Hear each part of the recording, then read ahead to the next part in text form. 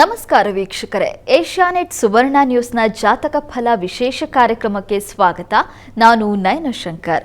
ಇವತ್ತು ಮಂಗಳವಾರ. ಈ ದಿನದ ವಿಶೇಷತೆ ಏನು, ಇವತ್ತು 12 ರಾಶಿಗಳ ಫಲಾಫಲ ಹೇಗಿದೆ, ಹಾಗೆ ನೀವು ಕಳಿಸಿರುವಂತಹ ಸಂದೇಶಗಳಿಗೆ ಪರಿಹಾರ ಏನು ನೋಡೋಣ. ಇವತ್ತು ನಮ್ಮ ಜೊತೆ ಖ್ಯಾತ ಜ್ಯೋತಿಷಿಗಳಾಗಿರುವಂತಹ ಶ್ರೀಕಂಠ ಶಾಸ್ತ್ರಿಗಳಿದ್ದಾರೆ. ಬನ್ನಿ ಅವರನ್ನ ಕಾರ್ಯಕ್ರಮಕ್ಕೆ ಸ್ವಾಗತಿಸೋಣ. ಶಾಸ್ತ್ರಿಗಳೇ, ಕಾರ್ಯಕ್ರಮಕ್ಕೆ ಸ್ವಾಗತ. ನಮಸ್ಕಾರಗಳು. ಶಾಸ್ತ್ರಿಗಳೇ, ಮಂಗಳವಾರ, ಈ ದಿನದ ವಿಶೇಷತೆ, ದೇವರ ಅನುಷ್ಠಾನ ಹೇಗಿರಬೇಕು ತಿಳಿಸ್ಕೊಡೋದಾದ್ರೆ? ಶ್ರೀ ಗುರುಭ್ಯೋ ನಮಃ. ಹರಿ ಓಂ. ಮೂರ್ತಿತ್ವೇ ಪರಿಕಲ್ಪಿತ ಶಶಿಭೃತೋ ವರ್ತ್ಮ ಪುನರ್ಜನ್ಮನ ಮಾತ್ಮೇತ್ಯಾತ್ಮವಿದಾಂ ಕೃತುಶ್ಚಯಚಿತಾಂ ಭರ್ತ ಅಮರಜ್ಯೋತಿಷಾಂ ಲೋಕಾನಾಂ ಪ್ರಳಯೋದ್ಭವ ಸ್ಥಿತಿ ವಿಭುಶ್ಚಾನೇಕಧಾ ಯಶ್ರಿತೌ ವಾಚನ್ನ ಸದದಾತು ಅನೇಕ ಕಿರಣ ತ್ರೈಲೋಕ್ಯ ದೀಪೋ ರವಿ. ಸಮಸ್ತ ವೀಕ್ಷಕರಿಗೆ ಶುಭೋದಯ, ಶುಭ ಬೆಳಗು. ಈ ದಿನದ ತಮ್ಮ ಸಂದೇಶಗಳನ್ನು ಪರಿಶೀಲಿಸುವ ಪೂರ್ವದಲ್ಲಿ ಈ ಹೊತ್ತಿನ ಪಂಚಾಂಗವನ್ನು ಗಮನಿಸಿಕೊಳ್ಳೋಣ. ಶ್ರೀ ವಿಶ್ವಾವಸುನಾಮ ಸಂವತ್ಸರ, ಉತ್ತರಾಯಣ, ಶಿಶಿರ ಋತು, ಫಾಲ್ಗುಣ ಮಾಸ, ಕೃಷ್ಣ ಪಕ್ಷವಾಗಿದೆ. ಈ ದಿವಸ ಮಂಗಳವಾರವಾಗಿರತಕ್ಕಂಥದ್ದು. ಸಪ್ತಮಿ ತಿಥಿ, ಅನುರಾಧ ನಕ್ಷತ್ರ. ಈ ದಿವಸ ವಾರದ ಮಟ್ಟಿಗೆ ಮಂಗಳವಾರ ಅತ್ಯಂತ ಮಂಗಳಪ್ರದ ವಾರ. ಭಗವತಿಯ ಆರಾಧನೆಯಿಂದ ಆ ವಾರ ಅತ್ಯಂತ ಶುಭದಾಯಕವಾಗುತ್ತೆ. ಈ ದಿವಸ ಮಂಗಳವಾರ ದಿವಸ ಆ ಮಂಗಳ ಗೌರಿಯ ಆರಾಧನೆಯನ್ನು ಮಾಡಬೇಕು. ಮಂಗಳ ಸ್ವರೂಪಮಯಿ ಯಾಕೆ, ಆ ತಾಯಿಯನ್ನು ನಾವು ನಮ್ಮ ಮನೆಯಲ್ಲಿಂದ ಹಿಡಿದು ಎಲ್ಲ ದೇವಿ ಕ್ಷೇತ್ರಗಳಲ್ಲಿ ಆ ಮಹಾತ್ಮೆಯನ್ನು ಕಾಣ್ತೀವಿ. ನಮ್ಮ ಮನೆಯಲ್ಲಿ ಆರಾಧನೆ ಮಾಡ್ತಕ್ಕಂತಹ ತಾಯಿಯ ಶಕ್ತಿ ಬೇರೆ ಅಲ್ಲ, ಇನ್ಯಾವುದೇ ನಮ್ಮ ಕೊಲ್ಲೂರಿನಂಥ ಕ್ಷೇತ್ರಗಳಲ್ಲೂ ಕೂಡ ಆ ತಾಯಿಯ ಶಕ್ತಿ ಹಾಗೇ ಇರುತ್ತದೆ. ಆರಾಧನೆ ಅದು ಅರ್ಚಕಸ್ಯ ಪ್ರಭಾವೇನ ಶಿಲಾಭವತಿ ಶಂಕರ ಅಂತ. ಅರ್ಚಕನ ಪ್ರಭಾವದಿಂದ, ಅಲ್ಲಿ ಅರ್ಚಕನ ಪ್ರಭಾವದಿಂದ ಕ್ಷೇತ್ರದಲ್ಲಿ ಮಹಿಮೆ ಬರಬಹುದು. ನಮ್ಮ ಮನೆಯಲ್ಲಿ ನಾವೇ ಅರ್ಚಕರು, ನಮ್ಮ ಮನೆಯಲ್ಲಿ ಪೂಜೆ ಮಾಡೋದು ಯಾರು? ನಾವೇ. ಹೀಗಾಗಿ ನಮ್ಮ ಮನೆ ಮಟ್ಟಿಗೆ ನಾವೇ ಅರ್ಚಕರಾಗಿರ್ತೀವಿ. ನಮ್ಮ ಪ್ರಭಾವದಿಂದ ಶಿಲೆಯಲ್ಲಿ ಆ ಶಿವನೋ ಶಕ್ತಿಯೋ ತಾಂಡವವಾಡುತ್ತೆ. ಆ ರೀತಿಯಲ್ಲಿ ಅರ್ಚಕ ಶುದ್ಧನಾಗಿ ಆ ಪೂಜೆಯನ್ನು ನೆರವೇರಿಸಬೇಕು. ಸೇವೆಯೋಪಾದಿಯಲ್ಲಿ ನೆರವೇರಿಸಬೇಕು. ನಾವು ಹೇಗೆ ನಮ್ಮ ಗುರುವರಿಯರನ್ನು ಕಾಣ್ತೀವೋ ಸೇವಾ ಭಾವದಿಂದ ನಮ್ಮ ಮಾತೃ ಪಿತೃಗಳನ್ನು, ಈಗ ಕಾಲ ತುಂಬ ವ್ಯತ್ಯಾಸ ಆಗಿದೆ, ತಂದೆ ತಾಯಿಗಳನ್ನು ಹೇಗೆ ನಡೆಸ್ಕೊಳ್ತಾ ಇದ್ದಾರೆ, ಯಾವ ವೃದ್ಧಾಶ್ರಮದಲ್ಲಿಟ್ಟಿದ್ದಾರೆ ನೋಡಿ. ಈ ಪೂಜೆ ಇದು ವಸ್ತುತಃ ಬೇಕಾಗಿದೆ. ಅವರನ್ನು ಮನೆಯಲ್ಲಿಟ್ಟು ಪೂಜೆ ಮಾಡ್ತಕ್ಕಂತಹ ಕಾಲ ಅಳಿಸಿ ಹೋಗ್ತಾ ಇದೆ. ಮುಂದೆ ಮುಂದೆ ಹೋಗ್ತಾ ಹೋಗ್ತಾ ಇನ್ನು ಯಾವ್ಯಾವ ಇಂಥ ಪರಿಸ್ಥಿತಿಗಳನ್ನು ನೋಡಬೇಕು ಗೊತ್ತಿಲ್ಲ. ಇದನ್ನು ನಾವು ಮುಂಚೆ ಕಲಿಬೇಕು. ಮಂಗಳಗೌರಿಯ ಆರಾಧನೆ ನಮ್ಮಲ್ಲಿ ನಾವು ಮಾಡ್ತಕ್ಕಂಥ ಪೂಜೆ ಇಂಥ ಒಂದು ಮನೋಭಾವವನ್ನು ವೃದ್ಧಿಸಬೇಕು. ಅದು ವೃದ್ಧಿಸಲಿ. ಎಲ್ಲರಿಗೂ ಮನೆಯಲ್ಲಿ ಮಾತಾಪಿತೃಗಳು ದೊಡ್ಡವರು ಅಂತ ಗೊತ್ತಾಗಬೇಕು. ತಂದೆ ತಾಯಿಗಳ ಅವರ ಶ್ರಮ ಮಕ್ಕಳಿಗೆ ಗೊತ್ತಾಗೋಲ್ಲ, ಸಾಯುವವರೆಗೆ ಗೊತ್ತಾಗೋದಿಲ್ಲ. ಯಾಕೆಂದರೆ ಅವರು ಎಷ್ಟು ತ್ಯಾಗ ಮಾಡಿದ್ದಾರೆ, ಅವರ ಜೀವ ಎಷ್ಟು ಧಾರೆ ತೆಗೆದು ಬಿಟ್ಟಿದ್ದಾರೆ ಬದುಕನ್ನು ಅನ್ನೋದು ಅವರಿಗೆ ಮಕ್ಕಳಾಗಿ ಆ ಮಕ್ಕಳು ಇವರನ್ನು ತಿರಸ್ಕಾರ ಮಾಡಿದಾಗ ಗೊತ್ತಾಗುತ್ತೆ. ಅಲ್ಲಿವರೆಗೂ ಅನುಭವಕ್ಕೆ ಬರೋದಿಲ್ಲ. ಇರಲಿ, ವಸ್ತುತಃ ನಾನು ಅಮ್ಮನವರ ಆರಾಧನೆ ಬಗ್ಗೆ ಮಾತಾಡ್ತಾ ಇದ್ದೆ. ಮುಖ್ಯವಾಗಿ ಮನೆಯಲ್ಲೇ ಆ ರೀತಿಯ ಭಾವನೆಯನ್ನು ಯಾವ ಕ್ಷೇತ್ರಗಳಲ್ಲಿ ನಾವು ಕಾಣ್ತೀವೋ, ಕೊಲ್ಲೂರಿನ ಅಂಥ ಕ್ಷೇತ್ರಗಳಲ್ಲೆಲ್ಲ ಆ ಒಂದು ಅಲ್ಲಿ ಹೋಗ್ತಿದ್ದ ಹಾಗೇ ಒಂದು ರೀತಿಯಲ್ಲಿ ನಮ್ಮ ಮನಸ್ಸಿನ ವಾತಾವರಣವೇ ಬದಲಾಗಿಬಿಡುತ್ತೆ. ಆ ರೀತಿಯಲ್ಲಿ ನಮ್ಮ ಮನೆಯಲ್ಲೇ ಹಾಗಾಗಬೇಕು. ಒಂದು ಮಂತ್ರಘೋಷ ಆಗಬೇಕು, ಅಥವಾ ಪಠಣ ಮಂತ್ರ ಕಷ್ಟ ಆಗ್ತಾ ಇದೆಯಾ ನಿಮ್ಗೆ ಹೇಳ್ಕೊಳ್ಳೋಕ್ಕೆ, ಕೇಳಿಸ್ಕೊಳ್ಳೋದು ಆಗುತ್ತೆ. ನೀವು ಆನ್ ಮಾಡಿ ಕೇಳಿಸ್ಕೊಂಡ್ರೆ ಸಾಕಾಗುತ್ತೆ. ಅಥವಾ ನೀವು ಬರ್ತಕ್ಕಂಥ ಅಷ್ಟೋತ್ತರ ಯಾರಿಗೂ ಬರಲ್ಲ, ಕನ್ನಡ ಓದೋಕ್ಕೆ ಬರೋರಿಗೆಲ್ಲ ಅಷ್ಟೋತ್ತರ ಓದ್ಕೋಬಹುದಲ್ವ. ಮನೆಯಲ್ಲೇ ಹಾಗೆ ಭಕ್ತಿಯಿಂದ ಶ್ರದ್ಧೆಯಿಂದ ಪೂಜೆ ಮಾಡಿದ್ರೆ ಮನೆಯೇ ಮಂತ್ರಾಲಯ ಅಂತ ಹೇಳಿದ್ರಲ್ಲ, ಆ ರೀತಿಯಲ್ಲಿ ಮನೆಯೇ ಯಾವ ಭವ್ಯ ದೇವಾಲಯವೂ ಆಗುತ್ತೆ, ದಿವ್ಯ ದೇವಾಲಯವೂ ಆಗುತ್ತೆ. ಮನೆಯನ್ನು ಹಾಗೆ ಪರಿವರ್ತನೆ ಮಾಡಿಕೊಳ್ಳೋದು ಆ ಮನೆಯ ಯಜಮಾನತಿ ಅಥವಾ ಯಜಮಾನನಿಗಿರುತ್ತೆ. ಆಕೆನೇ ಮಾಡಲಿ ಬಿಡು, ಪೂಜೆ ಪಾಲೆಲ್ಲ ಅವಳಿಗೆ ಬಿಟ್ಬಿಟ್ಟಿದ್ದೀನಿ ಅಂತ. ಸಾಮಾನ್ಯವಾಗಿ ನಮ್ಮ ಮನೆಯಲ್ಲಿ ಹಾಗೆ. ನಾನು ವಸ್ತುತಃ ಏನು ಮಾಡ್ತೀನಿ, ನಂದು ಅನುಷ್ಠಾನ ಇರುತ್ತೆ. ಹೀಗಾಗಿ ನನ್ನ ಹೆಂಡತಿಯ ಆ ದೇವರನ್ನು ತುಂಬ ಚೆನ್ನಾಗಿ ಅಲಂಕರಿಸೋದು, ಅದನ್ನು ತುಂಬ ಶುಭ್ರವಾಗಿ ಶ್ರದ್ಧೆಯಿಂದ ಮತ್ತೊಂದು ಕೆಲಸ ಅವಳಿಗೆ ಬರಬಾರ್ದು ಮಧ್ಯದಲ್ಲಿ. ಆ ರೀತಿಯಲ್ಲಿ ಅಲಂಕಾರ ಮಾಡೋದ್ರಲ್ಲಿ ಮೈ ಮರೆತು ಬಿಡ್ತಾಳೆ. ಆ ರೀತಿಯಲ್ಲಿ ಪೂಜೆ ಮಾಡು, ಅವಳಿಗೆ ಅದೊಂದು ಆ ರೀತಿಯಲ್ಲಿ ಅಪೇಕ್ಷೆ, ತುಂಬ ಪ್ರೀತಿಯಿಂದ ಬೇರೆ ಯಾವುದೇ ಕೆಲಸ ಬಂದರೂ ನನಗೆ ಅದು ಕಿರಿಕಿರಿ, ಅಷ್ಟರ ಮಟ್ಟಿಗೆ ಎಲ್ಲವನ್ನ ಫೋನು ಕೂಡ ಆಫ್ ಮಾಡಿಟ್ಟು ಆ ದೇವರ ಮನೆ ತುಂಬ ಅಲಂಕಾರ ಚೆನ್ನಾಗಿದ್ದರೆ ಮನಸ್ಸಿಗೆ ಒಂದು ನಿರಾಳತೆ ಅದು ಬಂದರೆ ತುಂಬ ಒಳ್ಳೆಯದು. ಅದು ಎಲ್ಲರ ಮನೆಯಲ್ಲೇ ವ್ಯಾಪಿಸಿದಾಗ ಮನೆ ಖಂಡಿತವಾಗಿಯೂ ದೇವಾಲಯವಾಗುತ್ತೆ. ಅದನ್ನು ನಿಮ್ಮ ಮನೆಗಳಲ್ಲೂ ಏರ್ಪಾಡು ಮಾಡ್ಕೋಬಹುದು. ಈ ಮಂಗಳವಾರ ಅಂಥದ್ದೊಂದಕ್ಕೆ ಸಾಧನವಾಗಲಿ. ನಿಮ್ಮ ಮನೆ ನಿಮ್ಮ ಮನೆ ಮಂದಿರೋಪಾದಿಯಲ್ಲಿ ಬದಲಾಗಲಿ. ಆ ತಾಯಿ ಬಂದು ನೆಲೆಸಲಿ. ಈ ದಿವಸ ಎಲ್ಲರ ಮನೆಗಳಲ್ಲೂ ಸಮೃದ್ಧಿಯ ಮಂಗಳ ಉಂಟಾಗಲಿ. ಸರಿ ಶಾಸ್ತ್ರಿಗಳೇ, ನಾವು ಆ ಮಾತೆಯನ್ನು ಯಾವ ರೀತಿಯಾಗಿ ಪೂಜಿಸಬೇಕು ಅಂದರೆ, ಒಂದು ಮಾತಲ್ಲಿ ಹೇಳಬೇಕು ಅಂದರೆ ನಮ್ಮ ನಂಬಿಕೆ ಅಂತ ಹೇಳ್ಬೋದು. ನಾವು ಕೊಲ್ಲೂರಿಗೆ ಹೋಗಿರ್ಬೋದು ಅಥವಾ ಬೇರೆ ಯಾವುದೇ ದೇವಸ್ಥಾನಕ್ಕೆ ಹೋಗ್ಬೋದು. ಅದರ ಜೊತೆ ನಾವು ಮನೆಯಲ್ಲೂ ಕೂಡ ಅಷ್ಟೇ ಭಕ್ತಿಯಿಂದ ಆಚರಣೆ ಮಾಡಿದರೆ, ಪೂಜಿಸಿದರೆ ಆ ತಾಯಿ ಒಲಿತಾಳೆ ಅನ್ನೋದನ್ನು ಇವತ್ತು ತಿಳಿಸ್ಕೊಟ್ಟಿದ್ದೀರಾ. ಈಗ ವೀಕ್ಷಕರು ಸಾಕಷ್ಟು ಸಂದೇಶ ಕಳಿಸಿದ್ದಾರೆ, ಅದನ್ನು ನೋಡ್ತಾ ಹೋಗೋಣ ಶಾಸ್ತ್ರಿಗಳೇ. ಮೊದಲನೇ ಸಂದೇಶವನ್ನು ಉಡುಪಿಯಿಂದ ಪವನ್ ಅವರು ಕಳಿಸಿದ್ದಾರೆ. ಪವನ್ ಅವರ ಜನ್ಮ ದಿನಾಂಕ 14/3/2010. ಹುಟ್ಟಿದ ಸಮಯ ಬೆಳಗ್ಗೆ 8:35. ನಿಮ್ಮ ಜಾತಕ ಫಲ ಕಾರ್ಯಕ್ರಮ ಬಹಳ ಚೆನ್ನಾಗಿ ಬರ್ತಾ ಇದೆ, ಇದರಿಂದ ಬಹಳ ಸಹಾಯವಾಗ್ತಾ ಇದೆ. ನಾನು ಕ್ರಿಕೆಟ್ನಲ್ಲಿ ಮುಂದುವರಿಬೇಕು ಅಂದ್ಕೊಂಡಿದ್ದೀನಿ, ಅದು ಹೇಗಿದೆ ತಿಳಿಸ್ಕೊಡಿ, ಜೊತೆಗೆ ಶಿಕ್ಷಣದ ಬಗ್ಗೆ ಕೂಡ ತಿಳಿಸ್ಕೊಡಿ ಅಂತ ಪ್ರಶ್ನೆ ಕೇಳಿದ್ದಾರೆ ಶಾಸ್ತ್ರಿಗಳೇ. ಪವನ್ ಅವರ ಪ್ರಶ್ನೆ ಏನು ಕ್ರಿಕೆಟ್ ಬಗ್ಗೆ ಕೇಳಿದ್ದಾರೆ. ಹೌದು. ಚೆನ್ನಾಗಿ ಓದು, ವಿದ್ಯೆ ಹೇಗಿದೆ ಅಂತ ಕೇಳಿದ್ದಾರೆ. ಹೌದು ಶಾಸ್ತ್ರಿ. ತಮ್ಮ ಜಾತಕವನ್ನು ಪರಿಶೀಲಿಸಿದರೆ ಇದು ಮೇಷಲಗ್ನವಾಗಿದೆ. ಲಗ್ನದಿಂದ ಪಂಚಮ ಸ್ಥಾನದ ಅಧಿಪತಿ, ಬುದ್ಧಿಸ್ಥಾನ ಬಹಳ ಮುಖ್ಯವಾದದ್ದು. ಅದರ ಮೇಲೆ ನಮ್ಮ ವೃತ್ತಿಯ ಸೌಧ ನಿರ್ಮಾಣವಾಗುತ್ತೆ. ಹೀಗಾಗಿ ಆ ಅಧಿಪತಿ ನಿಮಗೆ ಲಾಭದಲ್ಲಿ ಗುರಿಯುಕ್ತನಾಗಿದ್ದಾನೆ. ಇದು ತುಂಬ ತುಂಬ ಒಳ್ಳೆಯ ಲಕ್ಷಣ. ಅಲ್ಲಿ ಶಾಸ್ತ್ರದಲ್ಲಿ ಒಂದು ಮಾತು ಬರುತ್ತೆ, ಶ್ರದ್ಧಾ ಕರ್ಮಪರಹ ಅಂತ. ನೀವು ಯಾವುದೇ ಕೆಲಸ ಮಾಡಿದ್ರೆ ಗುರುಯುತನಾಗಿದ್ದರೆ, ಗುರು ಜೊತೆಗೆ ಪಂಚಮಾಧಿಪತಿ ಸೇರಿದರೆ ಶ್ರದ್ಧಾ ಕರ್ಮ, ರವಿ ಸೇರಿದರೆ, ಪಂಚಮಾಧಿಪತಿ ಎಲ್ಲ ರವಿ ಸೇರಿಕೊಂಡಿದ್ದರೆ ಅವರು ಯಾವುದೇ ಕೆಲಸ ಮಾಡಿದ್ರೆ ಅದರಲ್ಲೂ ಶ್ರದ್ಧೆಯನ್ನು ಸೇರಿಸ್ತಾರೆ ಅಂತ. ತುಂಬ ಒಳ್ಳೆಯದು. ಹೂವಿನ ಜೊತೆಗೆ ನಾವು ಬೇರೆ ಬೇರೆ ಎಲೆಗಳನ್ನು, ದಳಗಳನ್ನು ಸೇರಿಸ್ತಾ ಅಥವಾ ಮತ್ತೊಂದು ಹೂವನ್ನು ಅದಕ್ಕೆ ಜೋಡಿಯಾದ ಇನ್ನೊಂದು ಸೊಗಸಿನ ಹೂವನ್ನು ಸೇರಿಸಿದ್ರೆ ಹೇಗೆ ಮಾಲೆಯಾಗುತ್ತೋ ಹಾಗೆ ಕೆಲಸದಲ್ಲಿ ಅದಕ್ಕೆ ಯಾವುದು ಸೇರಿದ್ರೆ, ಯಾವ ಕೆಲಸಗಳು ಸೇರ್ಪಡೆಯಾದರೆ ಹೆಚ್ಚು ಆ ಕೆಲಸ ಚೆನ್ನಾಗಿ ಕಾಣುತ್ತೆ, ಚೆನ್ನಾಗಿ ಆಗುತ್ತೆ, ಆ ರೀತಿಯ ಮನೋಧರ್ಮ ಇರುತ್ತಂತೆ ಅವರಿಗೆ. ಆ ರೀತಿಯ ಒಂದು ಜಾತಕ ತಮ್ಮದಾಗಿದೆ, ಚೆನ್ನಾಗಿದೆ. ಗುರು ರವಿ ಲಾಭದಲ್ಲಿರುತ್ತೆ. ತುಂಬ ತುಂಬ ಒಳ್ಳೆಯ ಒಂದು ಸಾಧ್ಯತೆಯನ್ನು, ನೀವು ಫಲವನ್ನು ಸೂಚಿಸ್ತಕ್ಕಂಥದ್ದಾಗಿದೆ. ಅಲ್ಲಿ ರಾಜಪ್ರಿಯ ನೃಪಪ್ರಿಯ ಅಂತಲೂ ಹೇಳುತ್ತೆ. ಹೀಗಾಗಿ ನೀವು ಪ್ರಯತ್ನ ಮಾಡಬಹುದು. ಆಟಕ್ಕಿಂತಲೂ ಹೆಚ್ಚಾಗಿ ನೀವು ನೋಡಿ, ಈ ಗುರು ರವಿ ಬುಧ ಯುತಿ ಇದ್ದಾಗ ಮೆಡಿಕಲ್ ಫೀಲ್ಡನ್ನು ತಾವು ಆಯ್ಕೆ ಮಾಡಿಕೊಳ್ಬಹುದು. ತಮಗೆ ಇಚ್ಛೆ ಇದೆಯೋ ಇಲ್ಲೋ ಗೊತ್ತಿಲ್ಲ, ಆದರೆ ಚೆನ್ನಾಗಿದೆ. ಮೆಡಿಕಲ್ ಫೀಲ್ಡಲ್ಲಿ ನೀವು ಒಳ್ಳೆಯ ಸಾಧನೆ ಮಾಡಲಿಕ್ಕೆ ಅವಕಾಶ ಇದೆ. ಪ್ರಯತ್ನ ಮಾಡೋದಾದರೆ ತಾವು ಮಾಡಿ. ವಿದ್ಯೆ ಚೆನ್ನಾಗಿದೆ, ಒಳ್ಳೆಯ ರೀತಿಯ ಯಾವುದೋ ಒಂದು ಒಳ್ಳೆಯ ಹುದ್ದೆಯನ್ನಂತೂ ಅಲಂಕಾರ ಮಾಡ್ತೀರ, ಸಂಶಯ ಇಲ್ಲ. ಒಳ್ಳೆಯದಾಗಲಿ. ಸರಿ ಶಾಸ್ತ್ರಿಗಳೇ, ಮುಂದಿನ ಸಂದೇಶವನ್ನು ಮೈಸೂರಿನಿಂದ ಅಮೋಘ ಅವರು ಕಳಿಸಿದ್ದಾರೆ. ಅಮೋಘ ಅವರ ಜನ್ಮ ದಿನಾಂಕ 29/12/1998. ಹುಟ್ಟಿದ ಸಮಯ ಬೆಳಗ್ಗೆ 7:12. ಮದುವೆ ಯಾವಾಗ ಆಗುತ್ತೆ ತಿಳಿಸ್ಕೊಡಿ ಅಂತ ಪ್ರಶ್ನೆ ಕೇಳಿದ್ದಾರೆ ಶಾಸ್ತ್ರಿಗಳೇ. ಅಮೋಘ ಅವರ ಪ್ರಶ್ನೆ ಮದುವೆ ಯಾವಾಗ ಅಂತ ಕೇಳಿದ್ದಾರೆ. ಹೌದು ಶಾಸ್ತ್ರಿಗಳೇ. ಜಾತಕ ನೋಡೋಣ. ನೋಡಿ, ತಮ್ಮ ಜಾತಕವನ್ನು ಪರಿಶೀಲಿಸಿದ್ರೆ ಇದು ಧನು ಲಗ್ನವಾಗಿದೆ. ಲಗ್ನದಿಂದ ಸಪ್ತಮಾಧಿಪತಿ, ವಿವಾಹದ ಅಧಿಪತಿ ನಿಮಗೆ ವ್ಯಯಸ್ಥಾನದಲ್ಲಿದ್ದಾನೆ. ಯದ್ಭಾವನಾಥೋ ರಿಪುರಂದ್ರರಿಫ್ಪೇ ತದ್ಭಾವನಾಶಂ ಅಂತ ಹೇಳುತ್ತೆ ಸೂತ್ರ. ಹೀಗೆ ಈ ಭಾವಾಧಿಪತಿ, ಆ ಸಪ್ತಮದ ಅಧಿಪತಿ ವ್ಯಯದಲ್ಲಿರೋದು. ಹೀಗಾಗಿ ಬುಧನ ಒಂದು ಶಾಂತಿ ಬೇಕು, ಅದು ನಿರೀಕ್ಷೆ ಮಾಡ್ತಾ ಇದೆ ನಿಮ್ಮ ಜಾತಕ.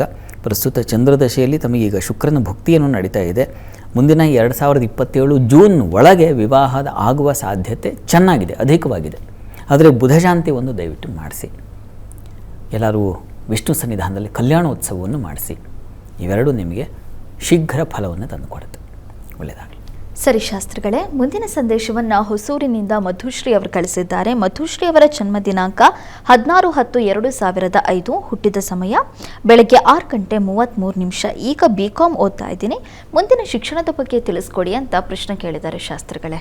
ಮಧುಶ್ರೀ ಅವರ ಪ್ರಶ್ನೆ ಅದು ಉನ್ನತ ಶಿಕ್ಷಣಕ್ಕೆ, ಸ್ಟಡೀಸ್ ಬಗ್ಗೆ ಕೇಳಿದ್ದಾರೆ. ಹೌದು ಶಾಸ್ತ್ರಿಗಳೇ. ಜಾತಕ ನೋಡೋಣ. ತಮ್ಮದು ತುಲಾ ಲಗ್ನವಾಗಿದೆ. ಲಗ್ನದಿಂದ ಪಂಚಮ ಸ್ಥಾನದ ಅಧಿಪತಿ ಕರ್ಮಸ್ಥಾನದಲ್ಲಿದ್ದಾನೆ ಶನೈಶ್ಚರ, ಸ್ವಲ್ಪ ವೀಕ್ ಆಗಿದ್ದಾನೆ. ಆದರೆ ಪಂಚಮಕ್ಕೆ ಗುರು ದೃಷ್ಟಿ ಇದೆ, ತುಂಬ ಒಳ್ಳೆಯದು. ದ್ವಿತೀಯದಲ್ಲಿ ಶುಕ್ರ ಇದ್ದಾನೆ, ಅದು ತುಂಬ ಒಳ್ಳೆಯದು. ಅದು ಒಳ್ಳೆಯ ಹಾಸ್ಯ ಲಾಸ್ಯ ಕವಿತ್ವದಿಂದ ಕೂಡಿರುತ್ತೆ ಅಂತ ಅವರ ಮಾತುಗಳು. ಹಾಗಿರುತ್ತೆ ಶುಕ್ರ ದ್ವಿತೀಯದಲ್ಲಿದ್ದರೆ. ಮತ್ತು ಪಂಚಮ ಅಲ್ಲಿ ಬುದ್ಧಿಸ್ಥಾನೇ ಶುಭಯುತೆ, ಶುಭದೃಷ್ಟಿ ಸಮನ್ವಿತೆ, ಶುಭಗ್ರಹಗಳ ದೃಷ್ಟಿ ಪಂಚಮಕ್ಕಿದ್ದು ಬಿಟ್ಟರೆ ಬಹಳ ಒಳ್ಳೆಯದು ಅಂತ. ಹೀಗಾಗಿ ಆ ಪಂಚಮ ಸ್ಥಾನಕ್ಕೆ ಗುರು ದೃಷ್ಟಿ ಇರೋದು ನಿಮಗೆ ಹೈಯೆಸ್ಟ್ ಚೆನ್ನಾಗಿದೆ ಇವರೇ. ಕುಜನು ತುಂಬ ಚೆನ್ನಾಗಿದ್ದಾನೆ. ಹೀಗಾಗಿ ನೀವು ಈ ಕುಜನಿಗೆ ಸಂಬಂಧಿಸಿರ್ತಕ್ಕಂಥದ್ದು ಅಂದರೆ ಈ ಹೋಟೆಲ್ ಮ್ಯಾನೇಜ್ಮೆಂಟ್ ಆಗಬಹುದು, ಜೊತೆಗೆ ಎಲೆಕ್ಟ್ರಿಕಲ್ ರಿಲೇಟೆಡ್ ಆಗಬಹುದು, ಅಥವಾ ಕೆಮಿಕಲ್, ಮೆಕ್ಯಾನಿಕಲ್ ಇವುಗಳಿಗೆ ಸಂಬಂಧಿಸಿರ್ತಕ್ಕಂಥ ಟ್ರೈ ಮಾಡಬಹುದು. ತುಂಬ ಚೆನ್ನಾಗಿದೆ. ಆ ಒಂದು ರಂಗದಲ್ಲಿ ಬೆಳೀಲಿಕ್ಕೆ ಅವಕಾಶ ಇದೆ ಅಂತ. ಬಹಳ ಬೇಗ ಬೆಳಿತೀರ, ಅನುಕೂಲ ಆಗುತ್ತೆ. ಪ್ರಯತ್ನ ಮಾಡಿ, ಒಳ್ಳೆಯದಾಗಲಿ ತಮಗೆ. ಆಂಜನೇಯನ ಪ್ರಾರ್ಥನೆ ತಪ್ಪಿಸದೆ ಪ್ರತಿ ಶನಿವಾರ ಹೋಗಿ ಬನ್ನಿ, ಒಳ್ಳೆಯದಾಗಲಿ. ಸರಿ ಶಾಸ್ತ್ರಿಗಳೇ, ಮುಂದಿನ ಸಂದೇಶವನ್ನು ಹೊರನಾಡಿನಿಂದ ಅದಿತಿ ಅವರು ಕಳಿಸಿದ್ದಾರೆ. ಅದಿತಿ ಅವರ ಜನ್ಮ ದಿನಾಂಕ 3/7/2009, ಹುಟ್ಟಿದ ಸಮಯ ಸಂಜೆ 6 ಗಂಟೆ. ಆರೋಗ್ಯದ ಬಗ್ಗೆ ತಿಳಿಸ್ಕೊಡಿ ಅಂತ ಪ್ರಶ್ನೆ ಕೇಳಿದ್ದಾರೆ ಶಾಸ್ತ್ರಿಗಳೇ. ಅದಿತಿ ಅವರ ಪ್ರಶ್ನೆ ಅದು ಆರೋಗ್ಯಕ್ಕೆ ಸಂಬಂಧಿಸಿದೆ. ಹೌದು ಶಾಸ್ತ್ರಿಗಳೇ. ಜಾತಕ ನೋಡೋಣ. ತಮ್ಮದು ಧನು ಲಗ್ನವಾಗಿದೆ. ಲಗ್ನದ ಅಧಿಪತಿ ಗುರು ತುಂಬ ಚೆನ್ನಾಗಿದ್ದಾನೆ, ಅವನಿಗೆ ಬಲ ಇದೆ. ಈಗ ಪ್ರಸ್ತುತ ನಿಮಗೆ ಕಾಲವನ್ನು ನೋಡಿದ್ರೆ ತಮಗೆ ಈಗ ಬುಧ ದಶೆಯಲ್ಲಿ ಬುಧಭುಕ್ತಿ ನಡೀತಾ ಇದೆ. ಬುಧ ಅವನು ಸ್ವಕ್ಷೇತ್ರದಲ್ಲಿದ್ದಾನೆ, ರವಿಯುಕ್ತನಾಗಿದ್ದಾನೆ. ಮೌಢ್ಯತೆ ನೋಡಿದ್ರೆ ಮೌಢ್ಯನಾಗಿದ್ದಾನೆ. ಬುಧನಿಗೆ 14 ಡಿಗ್ರಿ ಅಂತರ ಇರಬೇಕು, ಅಷ್ಟಿಲ್ಲ, 12 ಡಿಗ್ರಿ ಒಳಗಿದ್ದಾನೆ. ಈ ಕಾರಣದಿಂದಾಗಿ ಈ ಬುಧ ಮೌಢ್ಯನಾದಾಗ ಸಾಮಾನ್ಯವಾಗಿ ಬುಧ ಒಂದು ರೀತಿಯಲ್ಲಿ ಅವನು ಕಫ ವಾತ ಪಿತ್ತ 3ಕ್ಕೂ ಅಧೀಶನಾಗಿದ್ದಾನೆ. ಆ 3 ಬಾಧೆ ಬಂದ್ಬಿಡೋ ಸಾಧ್ಯತೆ ಇರುತ್ತೆ. ಅದರಿಂದ ಆ ತ್ರಿದೋಷ ಅಂತ ಕರೀತಾರೆ. ಆ ತ್ರಿದೋಷಗಳಿಂದ ಶರೀರ ಏನೂ ಆಗಿಬಿಡಬಹುದು, ಹಾಗಾಗ್ಬಿಡುತ್ತೆ. ಹೀಗಾಗಿ ನೀವು ಬುಧಶಾಂತಿ ಮಾಡಿಸೋದು ತುಂಬ ಒಳ್ಳೆಯದು. ಸಾಧ್ಯವಾದರೆ ಮಾಡಿಸಿ. ಬುಧ ಕವಚವನ್ನು ಹೇಳ್ಕೊಳ್ಳಿ, ಇದು ತುಂಬ ಸಹಾಯವಾಗುತ್ತೆ. ಇನ್ನೊಂದು, ವಿಷ್ಣು ಸನ್ನಿಧಾನಕ್ಕೆ ಚಂದನ, ಬಿಳಿ ಚಂದನವನ್ನು ದಾನ ಮಾಡಿದ್ರೆ ಆರೋಗ್ಯ ಸಮೃದ್ಧವಾಗುತ್ತೆ. ಸಾಧ್ಯವಾದರೆ ಮಾಡಿ, ಒಳ್ಳೆಯದಾಗಲಿ.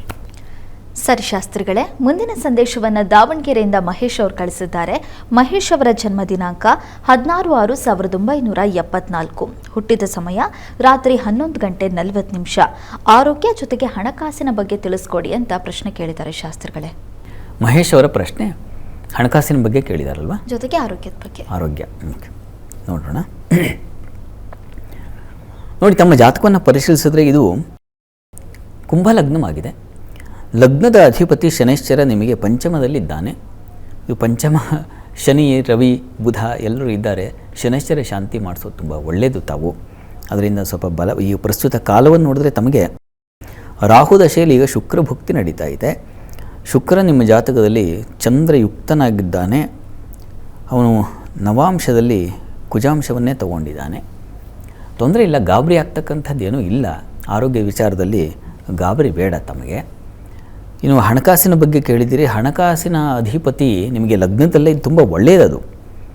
ಅಲ್ಲಿ ಧನೇಶೇ ಲಗ್ನಗೆ ಜಾತಃ ಧನವಾನ್, ಪುತ್ರ ಸಂಯುತ ಧನವಾನ್ ಅಂತೆಲ್ಲ ಹೇಳುತ್ತೆ, ಧನ ಸಂಯುತ ಅಂತ.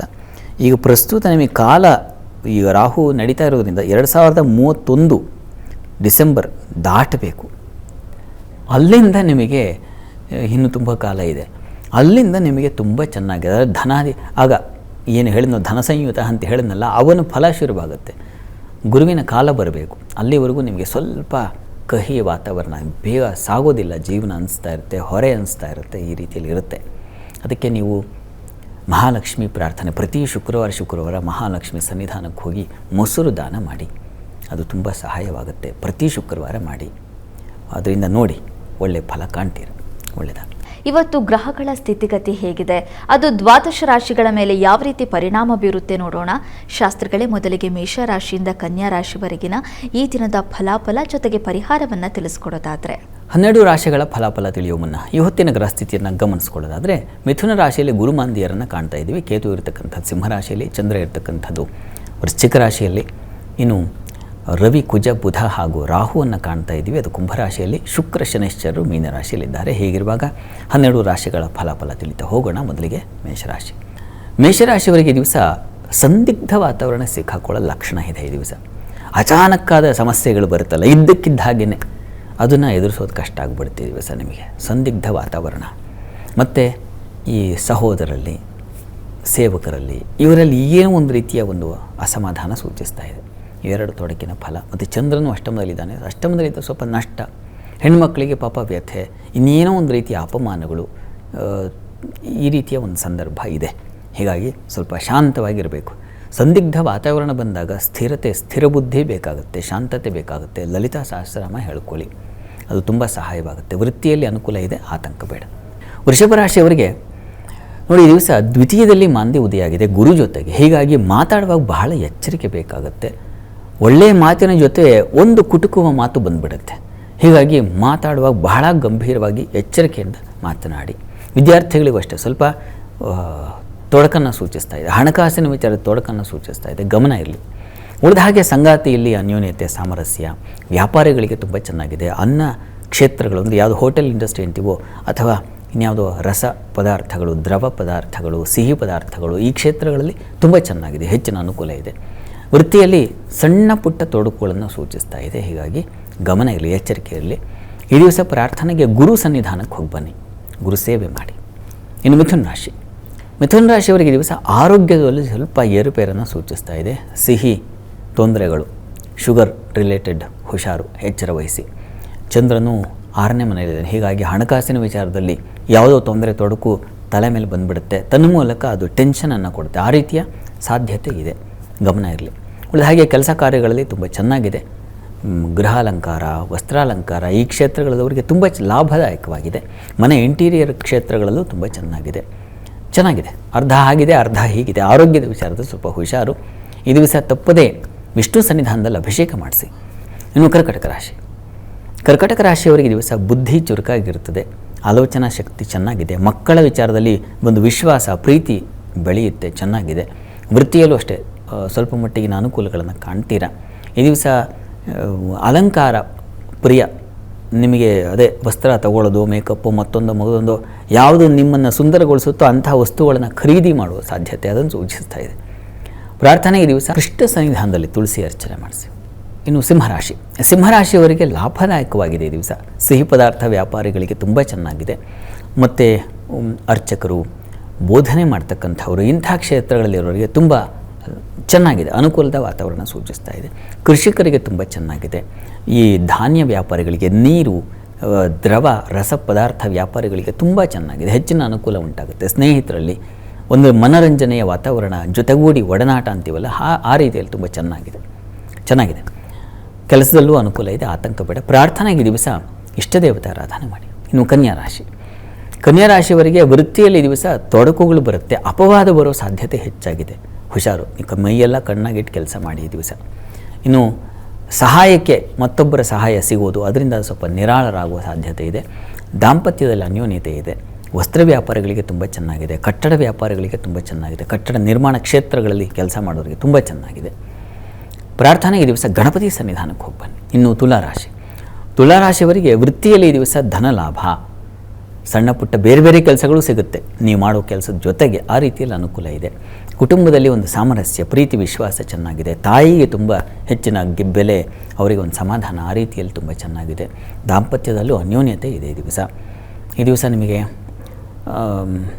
ಈ ಧರ್ಮ ಕಾರ್ಯಗಳನ್ನು ಮಾಡ್ತಕ್ಕಂಥವರಿಗೆ, ಪುಣ್ಯ ಕಾರ್ಯಗಳು, ಇನ್ಯಾವುದೋ ಒಂದು ಈಗ ವೃದ್ಧಾಶ್ರಮ, ಮತ್ತೊಂದು ಇಂಥ ಕ್ಷೇತ್ರ ಅಲ್ಲಿ ಸ್ವಲ್ಪ ತೊಡಕನ್ನು ಸೂಚಿಸ್ತಾ ಇದೆ. ಶಿವ ಸನ್ನಿಧಾನಕ್ಕೆ ಹೋಗಿ ಬನ್ನಿ, ಪ್ರಾರ್ಥನೆ ಮಾಡಿ. ವೃಶ್ಚಿಕ ರಾಶಿಯವರಿಗೆ ಕೆಲಸ ಕಾರ್ಯಗಳಲ್ಲಿ ತುಂಬ ಚೆನ್ನಾಗಿದೆ. ವೃತ್ತಿಯಲ್ಲಿ ಹೆಚ್ಚಿನ ಅನುಕೂಲ ಕಾಣಬಹುದು.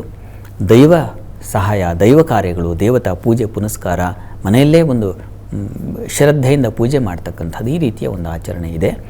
ಈ ದಿವಸ ನಿಮಗೆ ಸ್ವಲ್ಪ ಅಪಮಾನ, ಮನಸ್ಸಿಗೆ ವ್ಯಥೆಯ ವಾತಾವರಣವೂ ಇದೆ. ಯಾವುದೋ ಒಂದು ಪ್ರಮುಖವಾದ ವಿಚಾರದಲ್ಲಿ ಮನಸ್ಸಿಗೆ ಘಾಸಿ ಆಗುವ ಸಾಧ್ಯತೆ ಇದೆ. ಗೌರವ ವ್ಯಕ್ತಿಗಳೇ ನಿಮಗೆ ತೊಂದರೆ ಮಾಡಿಬಿಡೋ ಸಾಧ್ಯತೆ, ಅಂದರೆ ಮನಸ್ಸಿಗೆ ಹರ್ಟ್ ಮಾಡೋದು, ಈ ಸಾಧ್ಯತೆ ಇದೆ. ಗುರು ಸನ್ನಿಧಾನದಲ್ಲಿ ಅಭಿಷೇಕ ಮಾಡಿಸಿ. ಇನ್ನು ಧನುರಾಶಿ. ಧನುರಾಶಿಯವರಿಗೆ ದಿವಸ ವೃತ್ತಿಯಲ್ಲಿ ತುಂಬ ಚೆನ್ನಾಗಿದೆ, ಅನುಕೂಲದ ವಾತಾವರಣ ಇದೆ. ಹೆಣ್ಣುಮಕ್ಕಳಿಗೆ ಸ್ವಲ್ಪ ಅಲೆದಾಟ ಇದೆ, ಖರ್ಚು ಜಾಸ್ತಿ ಇದೆ. ಆತ್ಮೀಯರು ದೂರ ಆಗುವ ಸಾಧ್ಯತೆ ಇದೆ. ಸಂಗಾತಿಯಲ್ಲೂ ಅಷ್ಟೇ ಮನಸ್ತಾಪ, ಬೇಸರ, ಒಂದು ರೀತಿಯಲ್ಲಿ ಈ ದಿವಸ ಸ್ವಲ್ಪ ಅಸಮಾಧಾನ. ಇದಕ್ಕೆ ಲಕ್ಷ್ಮೀನಾರಾಯಣರ ಪ್ರಾರ್ಥನೆ ಅಥವಾ ಅಮ್ಮನವರ ಪ್ರಾರ್ಥನೆ ಮಾಡಿ. ಇನ್ನು ಮಕರ ರಾಶಿ, ಮಕರ ರಾಶಿಯವರಿಗೆ ಲಾಭದಾಯಕ ದಿನ. ವ್ಯಾಪಾರಿಗಳಿಗೆ ತುಂಬ ಚೆನ್ನಾಗಿದೆ. ಜಲ, ಮತ್ಸ್ಯೋದ್ಯಮ ಇಂತಹ ಕ್ಷೇತ್ರಗಳಲ್ಲಿ ನೀರನ್ನು ಆಶ್ರಯಿಸಿ ಮಾಡ್ತಕ್ಕಂಥ ಕೆಲಸಗಳೆಲ್ಲ ತುಂಬ ಚೆನ್ನಾಗಿದೆ. ಸ್ವಿಮ್ಮಿಂಗ್ ಪೂಲ್ಗಳು ಇಂಥದ್ದು ಎಷ್ಟೋ ಇದೆ. ನಾನು ನೀರನ್ನು ಅಂದ ತಕ್ಷಣ ನೀವು ಆ ಥರದ್ದೆಲ್ಲ ಕಲ್ಪನೆ ಮಾಡಿಕೊಂಡ್ರೆ ಬಹಳ ಒಳ್ಳೆಯದು. ನಾನು 25 ಪಟ್ಟಿ ಕೊಟ್ಟರೆ ಸಮಯ ಇಲ್ಲ. ಹಾಗಾಗಿ ನೀರಿನ ಕ್ಷೇತ್ರಗಳು ತುಂಬ ಚೆನ್ನಾಗಿ ಲಾಭದಾಯಕವಾಗಿದೆ. ಕೃಷಿ ಕ್ಷೇತ್ರ ತುಂಬ ಚೆನ್ನಾಗಿದೆ. ಹಾಲು ಹೈನು ತುಂಬ ಚೆನ್ನಾಗಿದೆ, ಲಾಭದಾಯಕವಾಗಿದೆ. ಸ್ವಲ್ಪ ಸಾಲ, ರೋಗ ಬಾಧೆಯನ್ನು ಸೂಚಿಸ್ತಾ ಇದೆ. ಹುಷಾರು. ಹೊಟ್ಟೆ, ಕಿಬ್ಬೊಟ್ಟೆ ಭಾಗ ಅಂತೀವಲ್ಲ, ಅಲ್ಲಿ ಸಮಸ್ಯೆ ಆಗುವ ಸಾಧ್ಯತೆ ಇದೆ. ಆರೋಗ್ಯ ದೃಷ್ಟಿಯಿಂದ ಶಿವಕವಚವನ್ನು ಹೇಳ್ಕೊಳ್ಳಿ. ಇನ್ನು ಕುಂಭರಾಶಿ, ಕುಂಭರಾಶಿಯವರಿಗೆ ವೃತ್ತಿಯಲ್ಲಿ ಈ ದಿವಸ ಒಂದು ರೀತಿಯ ಸಮಾಧಾನ, ಸೌಖ್ಯ, ಒಳ್ಳೆಯ ವಾತಾವರಣ ಕಾಣ್ತೀರ. ಕಾರ್ಯಸಿದ್ಧಿ ಉಂಟಾಗುತ್ತೆ. ಸ್ತ್ರೀಯರಿಗೆ ಹೆಚ್ಚಿನ ಬಲ ಸೂಚಿಸ್ತಾ ಇದೆ ಈ ದಿವಸ ನಿಮಗೆ. ಆದರೆ ನಿಮಗೆ ಬುದ್ಧಿ ಗೊಂದಲದ ವಾತಾವರಣ ಇರ್ತದೆ. ಇದಾದ ಕನ್ಫ್ಯೂಷನ್ ಮಾಡ್ಕೊಳ್ತೀರಾ. ಹೈಯರ್ ಸ್ಟಡೀಸ್ ಅವರಿಗೆ ತೊಂದರೆ ಇದೆ. ಹೀಗಾಗಿ ನೀವು ಯಾದೇವಿ ಸರ್ವಭೂತೇಷು ಬುದ್ಧಿರೂಪೇಣ ಸಂಸ್ಥಿತ ನಮಸ್ತಸ್ಯೇ ನಮಸ್ತಸ್ಯೇ ನಮಸ್ತಸ್ಯೇ ನಮೋ ನಮಃ ಈ ಮಂತ್ರ ಹೇಳ್ಕೊಳ್ಳಿ. ಮೀನರಾಶಿಯವರಿಗೆ ಈ ದಿವಸ ವೃತ್ತಿಯಲ್ಲಿ ಅನುಕೂಲದ ವಾತಾವರಣ. ಈ ದಿವಸ ನಿಮಗೆ ಧರ್ಮ ಕಾರ್ಯಗಳು, ದೇವತಾ ಪೂಜೆ ಪುನಸ್ಕಾರ ಇವುಗಳಲ್ಲಿ ಶ್ರದ್ಧೆ. ಸುಬ್ರಹ್ಮಣ್ಯ ಸ್ವಾಮಿ ಸನ್ನಿಧಾನಕ್ಕೆ ಹೋಗಿ ಬನ್ನಪ್ಪ. ಈ ದಿವಸ ದೇವಸ್ಥಾನಕ್ಕೆ ಹೋಗಿ ಬಂದಿದ್ದೇ ಒಂದು ರೀತಿಯ ಒಂದು ಸಮಾಧಾನ, ಹೆಚ್ಚಿನ ಶುಭ ಫಲವನ್ನು ಕೊಡುತ್ತೆ. ಪ್ರಯಾಣದಲ್ಲಿ ಸ್ವಲ್ಪ ಹುಷಾರು. ಇದು ಸ್ನೇಹಿತರ ಜೊತೆಗೆ ತೊಂದರೆ ಉಂಟಾಗಬಹುದು, ಗಮನ ಇರಲಿ. ಪ್ರಾರ್ಥನೆಗೆ ಈ ದಿವಸ ವಿಷ್ಣು ಸಹಸ್ರನಾಮ ಹೇಳ್ಕೊಳ್ಳಿ. ಈ ದಿವಸ 12 ರಾಶಿಗಳವರು, ರಾಶಿ ಗೊತ್ತಿಲ್ಲ ಅಂತಕ್ಕಂಥವ್ರು ಹೇಳಬಹುದಾದ ಮಂತ್ರ ಗಮನಿಸಿ. ಓಂ ಭವಭಾವಿತ ಚಿತ್ತೇಜಸ್ವರೂಪಿಣ್ಯೈ ನಮೋ ನಮಃ ಈ ಮಂತ್ರ ಹೇಳ್ಕೊಳ್ಳಿ, ಅನುಕೂಲವಾಗುತ್ತೆ. ಶಾಸ್ತ್ರಗಳೇ, ಈ ದಿನದ ವಿಶೇಷತೆ ದ್ವಾದಶ ರಾಶಿಗಳ ಫಲ ಹಾಗೆ ವೀಕ್ಷಕರ ಸಂದೇಶಗಳಿಗೆ ಪರಿಹಾರವನ್ನು ತಿಳಿಸ್ಕೊಟ್ಟಿದ್ದೀರಾ. ಧನ್ಯವಾದಗಳು ಶಾಸ್ತ್ರಗಳೇ. ಸರ್ವೇ ಜನಾಃ ಸುಖಿನೋ ಭವಂತು, ಸಮಸ್ತ ಸನ್ಮಂಗಳಾನಿ ಭವಂತು. ಎಲ್ಲರಿಗೂ ಶುಭವಾಗಲಿ. ವೀಕ್ಷಕರೇ, ಇದಾಗಿತ್ತು ಇವತ್ತಿನ ಜಾತಕ ಫಲ ವಿಶೇಷ ಕಾರ್ಯಕ್ರಮ. ನೇರ, ದಿಟ್ಟ, ನಿರಂತರ ಸುದ್ದಿಗಾಗಿ ನೋಡ್ತಾ ಇರಿ ಏಷ್ಯಾನೆಟ್ ಸುವರ್ಣ ನ್ಯೂಸ್.